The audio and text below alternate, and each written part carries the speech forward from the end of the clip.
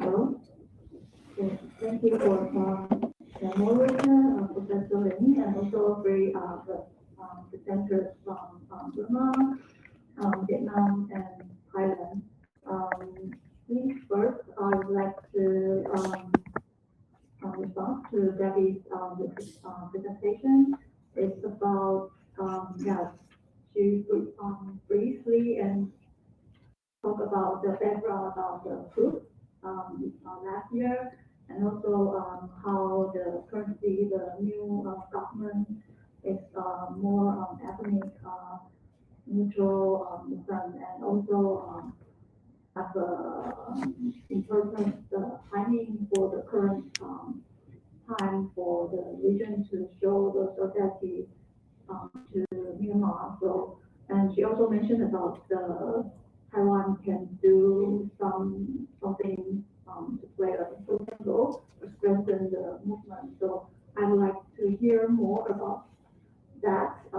What Debbie thought about the role of Taiwan could do in the current movement in Myanmar. What can we do in Taiwan, especially when there are so many overseas students from Myanmar? They are now studying in Taiwan. They already organized some assembly in Taipei for the group. So what else can Taiwan do for the current situation? And about the new government that you mentioned, the new government to keep the second line of the state power. So you have to here. So is there any possibility for the new government to get the power, or what will be the development of the new government? And for presenters from Thailand, I don't know how to pronounce her name, Kornkanok. Because the microphone is not very clear, so I have a lot of questions to her. It's about when she mentioned about a lot of issues. I was more interested about the gender perspective because she said she's a feminist activist in the movement, and in the past the gender issues is not the important one to be in the whole movement. So, but you mentioned about this time the protests do have more space for the diversity of the LGBTI people and movement. So I was wondering to know why this movement creates such a space for diversity, and what you saw the diversity play, what kind of role in the movement? Because when you mentioned about now there's a division of the civil society, that there are two different responses to the military government. So is there anything related to the gender issues, or when the diversity part is just a good development we saw it in the movement? I just want to hear more about what your perspective about the gender issues in the whole movement. And you, I think the last part mentioned about the China factor. I also want to know more about what's the influence of the factor in the whole movement, because you talk a lot about the background of how U.S. tried to set up the monarchy regime in Thailand, and the whole movement tried to reform the monarchy or the military government. So, but when you pick up the China factor, what would you like to say especially in the beginning, very early beginning of the movement, we saw that the Mekong project to raise a big gathering of the Thai young activists on the street. And at that time, we also say that it's maybe like a possibility for Taiwan, Hong Kong, and Thailand to organize like a milk tea alliance. What's your perspective about these three areas movement? Is there or any similarities among Hong Kong, Taiwan, and Thailand? What you mentioned about the China factor, and what will be the influence from China when the young activist movement start to cool down or crack down by the Thai government? Also the same question, what do you think the Taiwan civil society can do to support or show the solidarity to the youth activists in Thailand? Also, I'm curious because there are also a lot of Thai students in Taiwan, and they also organize a lot of activities in Taipei to support the Thai movement. And the last one, I am more curious about because look, also mentioned China factor, and it seems like it's a very important part for the civil society movement, especially to you. Many CSO or activists start the movement from anti-China movement. So, but we also see that it creates some problems. Now you see that many Vietnamese movements, there are some, where some undemocratic narratives or some narratives about extreme nationalism. So do you think this one is also related to the China factor? Because nationalism, is a good, is an easy way to mobilize people, but it also can create some more conservative perspective of the movement. So what's your perspective on that? How will you see China factor in the development of the Vietnam CSO? And when you also mentioned a lot of overseas Vietnamese CSO outside Vietnam play a very important role to promote or to create some space for a more democratic Vietnam. So, but when you talk about the decline of the CSO movement after 2016, does that mean that overseas CSOs play a more important role on the social movement in Vietnam? Then if that is, then what will the overseas Vietnamese NGOs work together outside Vietnam to push the reform or the change inside Vietnam? That would be my curious question about this part. And also you mentioned about Taiwan, like many Vietnamese see Taiwan as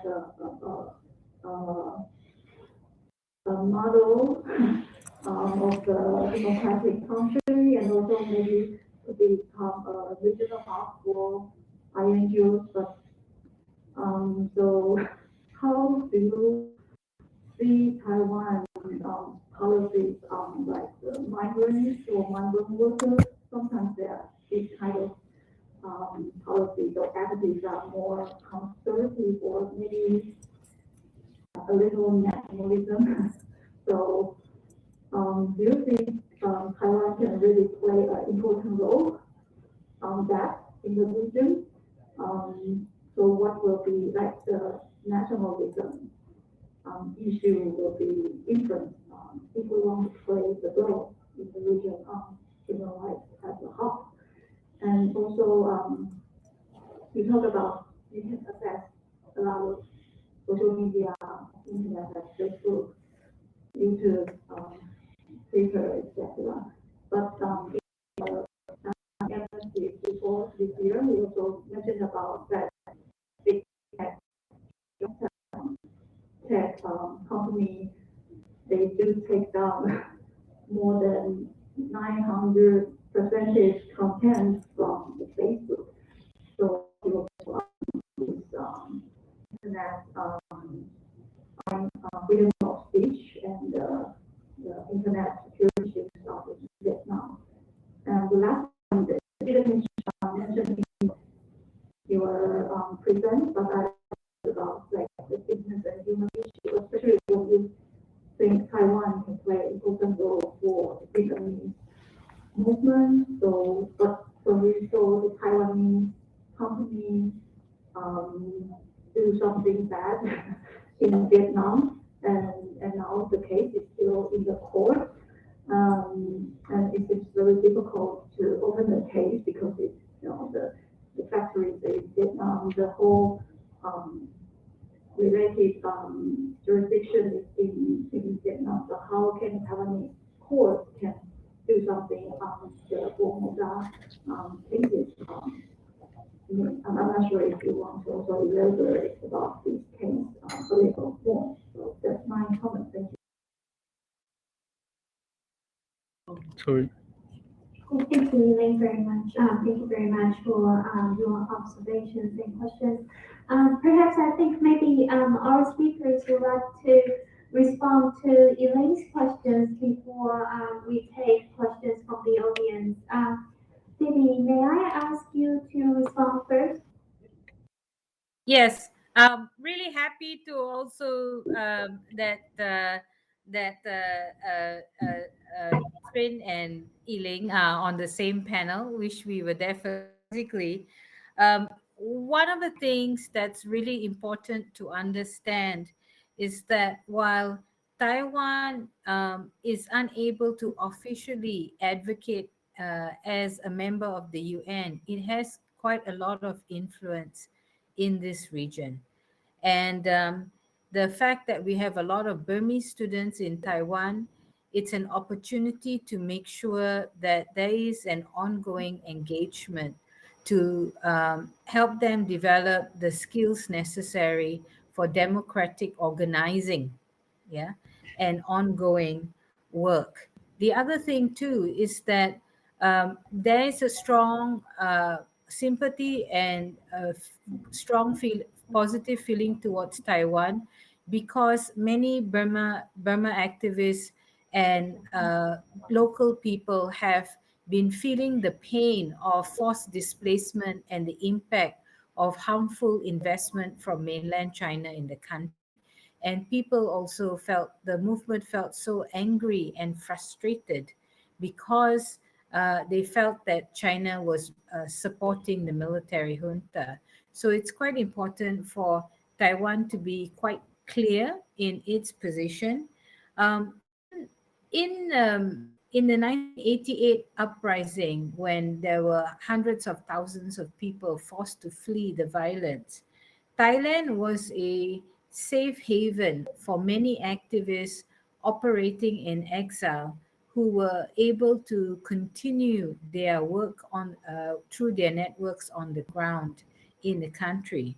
Now, Thailand is, as Pap has already explained, since 2014, we basically see Thailand being the Thai authorities being very paranoid about Burmese trying to cross the border because the movement in Burma also uses the three finger salute, just like the movement in Thailand. So they fear, firstly, that this people coming into exile in Thailand will boost the movement on the ground in Thailand, but that the Burmese will boost the movement on the ground in Thailand, but also the Thai authorities themselves really got a lot of political support during the coup from Burma, from the Burmese military, and so they have a strong loyalty. So why I'm saying this is that Taiwan today has to be Thailand, the safe haven of the past for the Burma movement.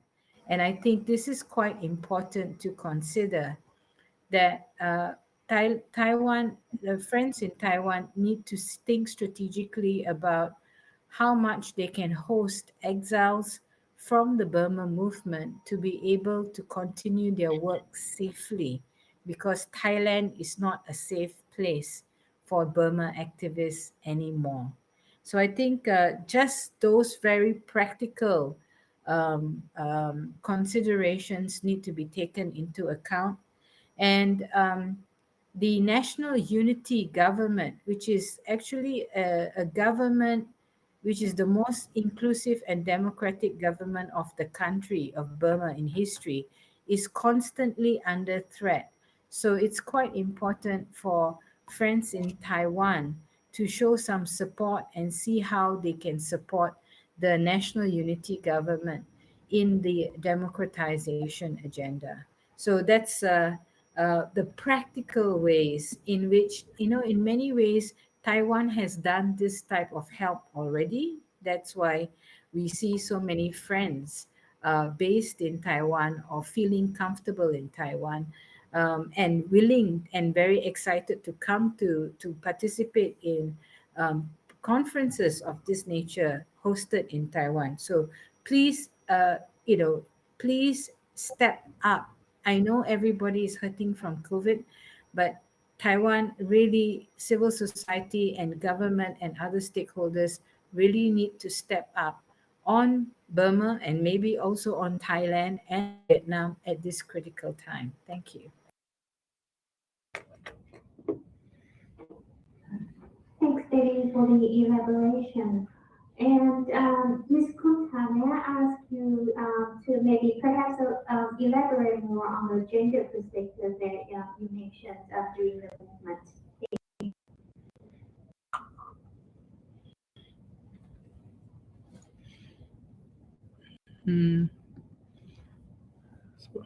Ms. Khumta, your microphone seems to be on.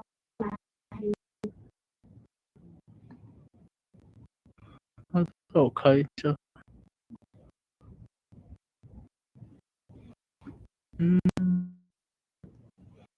我这边可能一下它的那个麦克风的连接。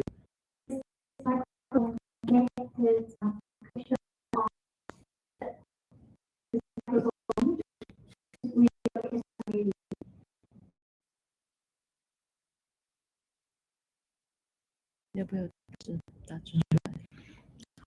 那就是今天早上聊的时候，我一打字就没事。这是谁？两个都会看见吗？对对对。While we work out this issue, perhaps I'll ask Mr. Long to respond. Yeah, sure.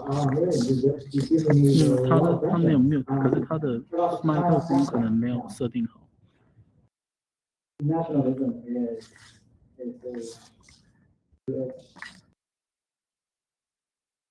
you might be hurt, right? And then when back in 2011, we knew that the anti-China sentiment and anti-China nationalism would sooner or later doing harm, and it will harm our movement. We knew that, but only in 2014 we 能够跟他沟通吗？他有声吗？他刚才都有声。他有声，刚刚听一下，他没事，只是他有事，只是那个空有事，就是泰国那个有事。对对对。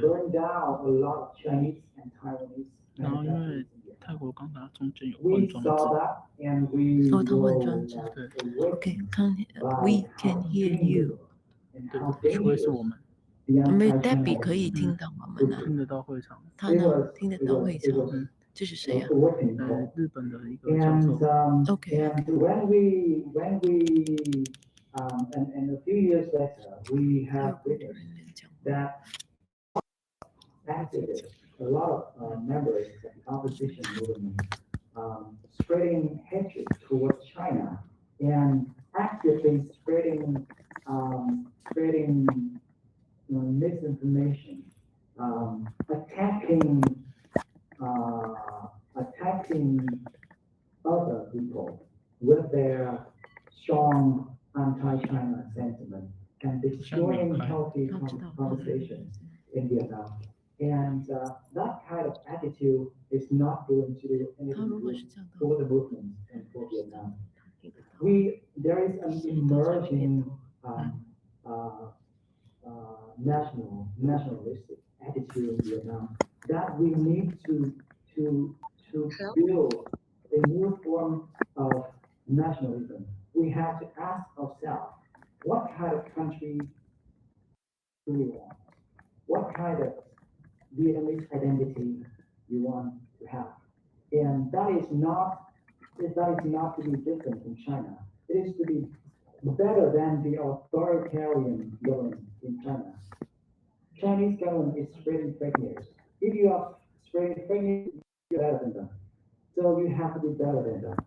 And this is one amazing thing I have learned from Taiwan is that the democratization in Taiwan has incorporated both democratic values and national identity 我要他等一下讲话。 issues. 嗯， And you have incorporated liberal and democratic values into Taiwanese nationalism.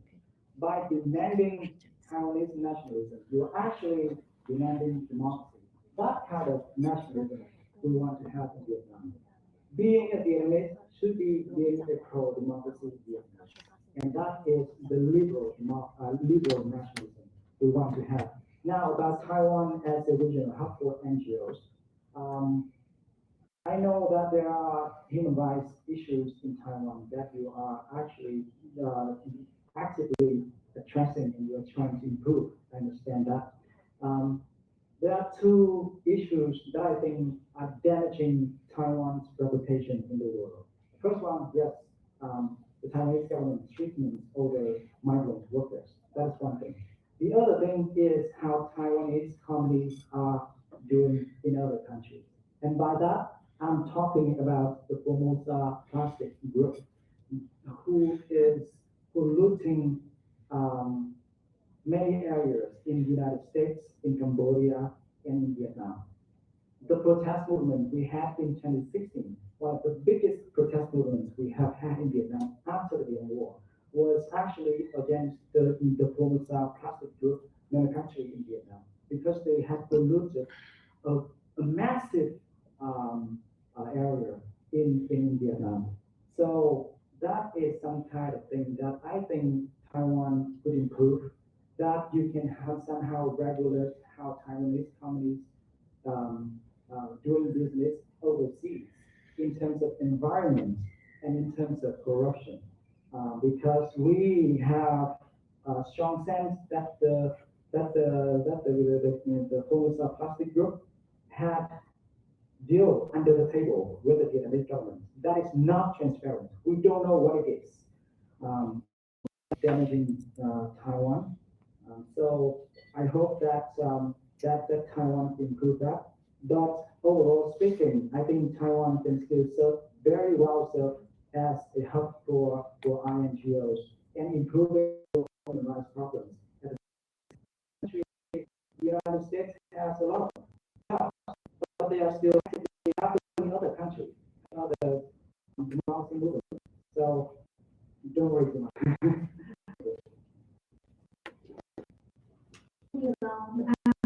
Thank you for bringing the pollution space, the pollution in Vietnam. It is a major issue indeed, and we hope to see some progress in the future.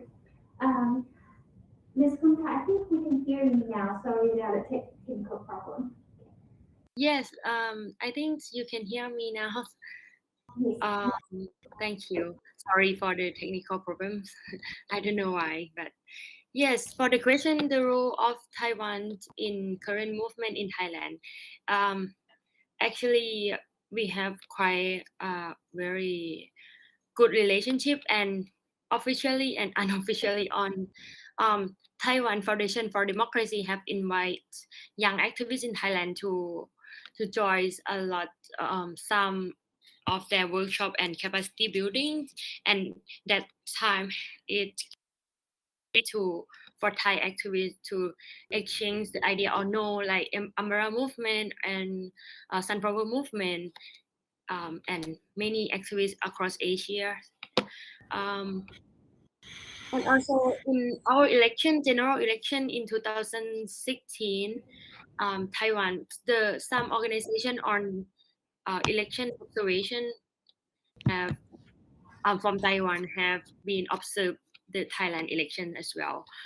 So, and in our current movement that we go into the street and protest, we have a multi-alliance Thailand that we always provide a flags of Taiwan, a flags of Hong Kong, and a flags of Thailand together. We have the team that very follow ups on the international news, and especially the news from Taiwan and the news from Hong Kong to promote the situation in Taiwan and Hong Kong very immediately, because they can speak Chinese, and also some of them are a student in Hong Kong. So that make young activists and young people in Thailand very update on the Hong Kong and Taiwan situation more than before ever. Like the previous generation like me and the NGO don't have that information, but with Twitter and the information there, people really linked each other. Like young people really know the update situation more than me and the older. So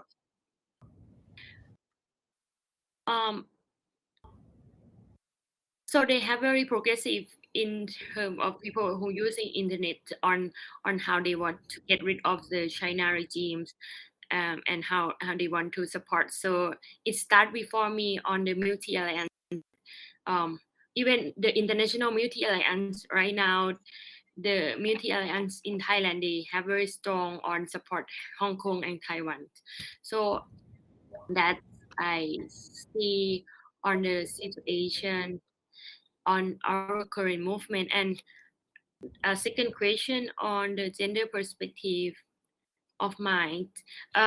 In my movement, as I am a feminist activist, many problems on the gender issue.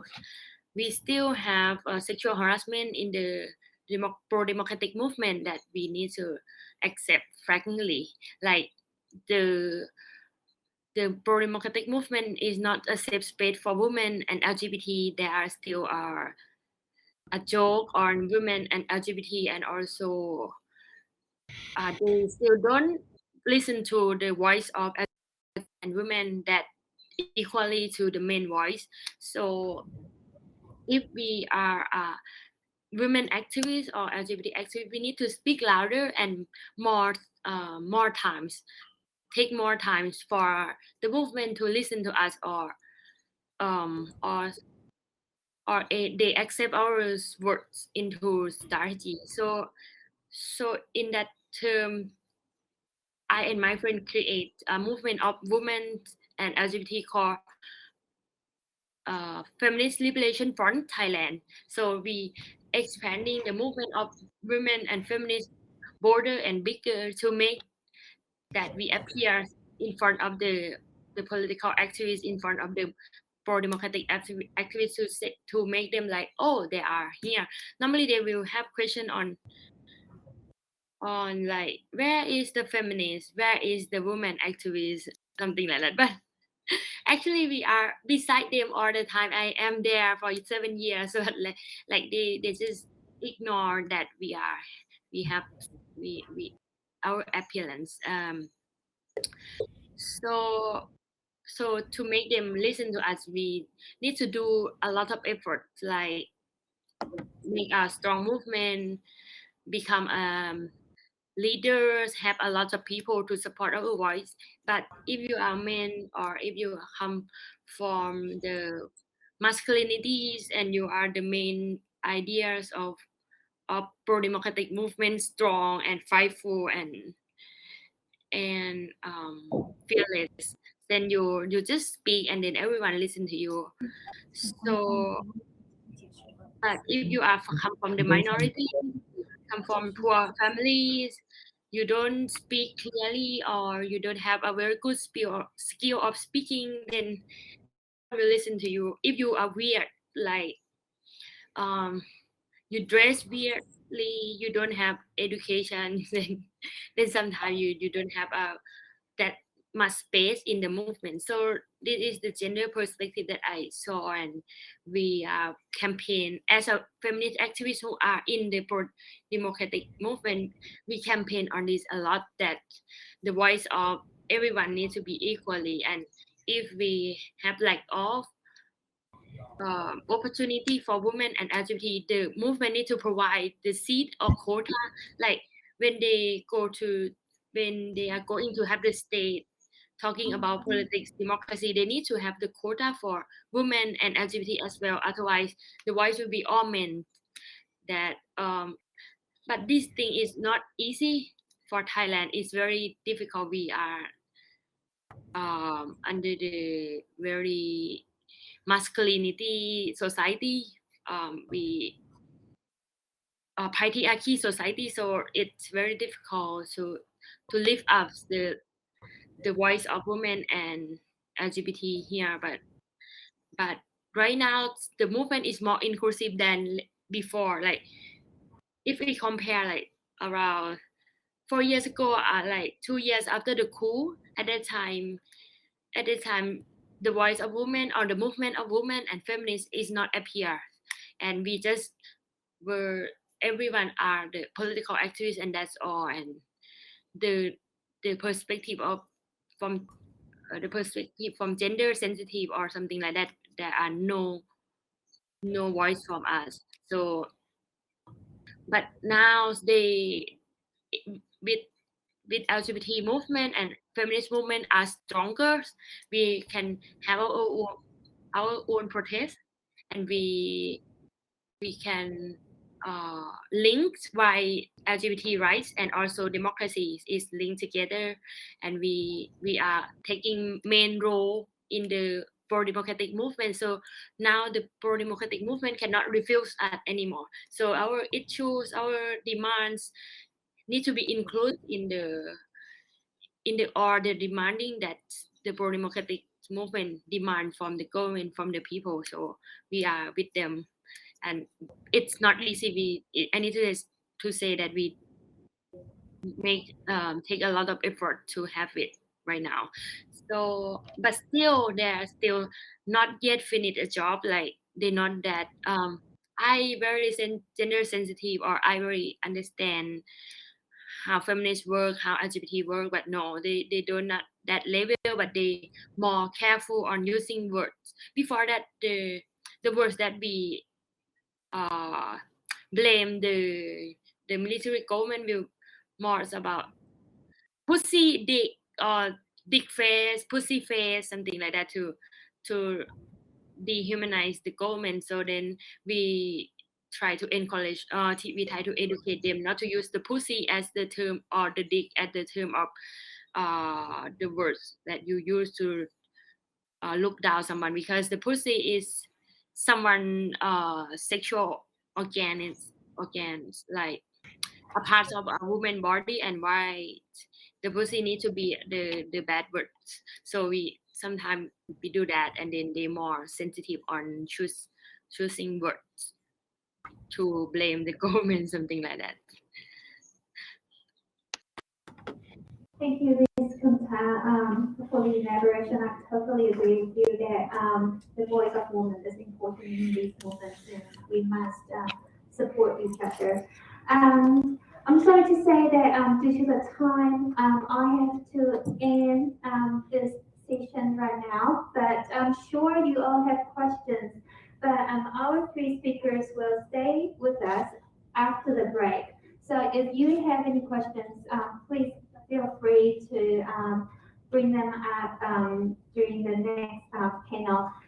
Thank you again to our speakers today, and thank you all for participating. I hope you have enjoyed this session. Thank you. Thank you very much for that for panel 2. And now it's a tea break for 30 minutes. Please return to the conference room at 3:20 p.m. Thank you.